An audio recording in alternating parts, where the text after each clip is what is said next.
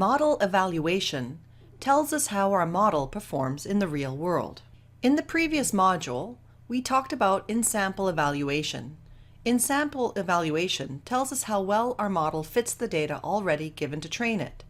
It does not give us an estimate of how well the trained model can predict new data. The solution is to split our data up, use the in-sample data or training data to train the model. The rest of the data, called test data, is used as out-of-sample data. This data is then used to approximate how the model performs in the real world. Separating data into training and testing sets is an important part of model evaluation. We use the test data to get an idea how our model will perform in the real world. When we split a data set, usually the larger portion of data is used for training and a smaller part is used for testing. For example, we can use 70% of the data for training. We then use 30% for testing. We use training set to build a model and discover predictive relationships. We then use a testing set to evaluate model performance. When we have completed testing our model, we should use all the data to train the model. A popular function in the scikit-learn package for splitting datasets is the train-test-split function. This function randomly splits a dataset into training and testing subsets.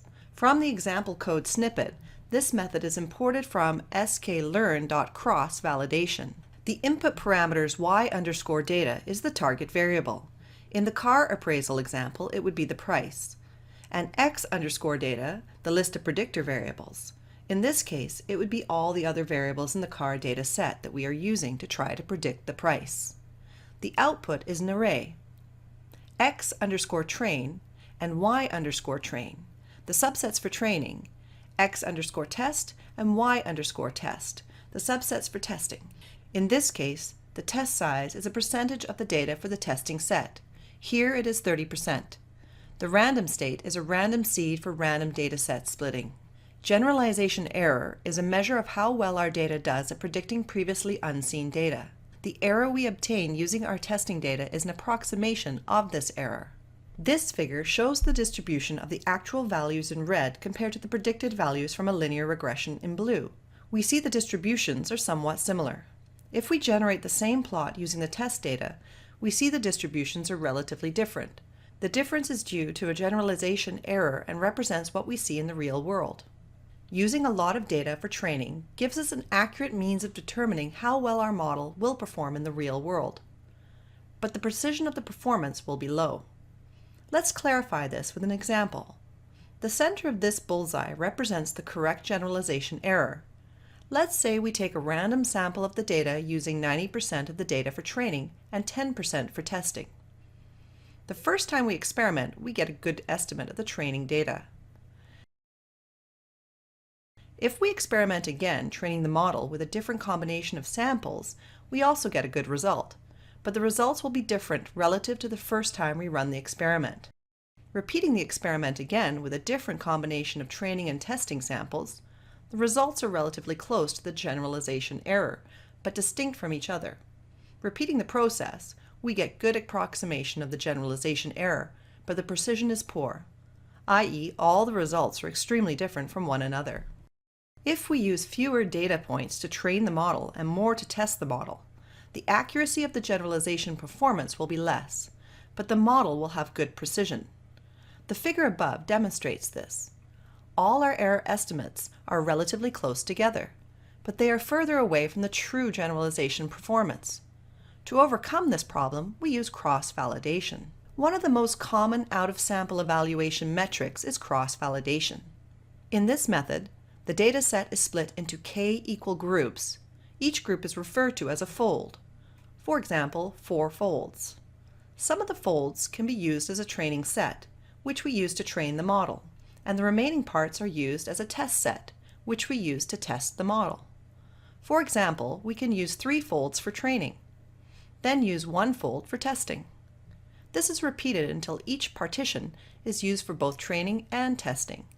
At the end, we use the average results as the estimate of out-of-sample error. The evaluation metric depends on the model. For example, the R-squared. The simplest way to apply cross-validation is to call the cross_val_score function, which performs multiple out-of-sample evaluations. This method is imported from sklearn's model selection package. We then use the function cross_val_score. The first input parameter is the type of model we are using to do the cross-validation. In this example, we initialized a linear regression model, or object LR, which we passed the cross_val_score function. The other parameters are x_data, the predictor variable data, and y_data, the target variable data.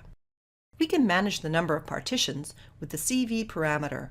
Here, CV equals 3, which means the dataset is split into 3 equal partitions. The function returns an array of scores, one for each partition that was chosen as the testing set. We can average the result together to estimate out-of-sample r² using the mean function in NumPy. Let's see an animation. Let's see the result of the score array in the last slide. First, we split the data into 3 folds. We use 2 folds for training, the remaining fold for testing. The model will produce an output. We will use the output to calculate a score. In the case of the r², i.e. coefficient of determination, we will store that value in an array. We will repeat the process using 2 folds for training and 1 fold for testing. Save the score, then use a different combination for training and the remaining fold for testing. We store the final result.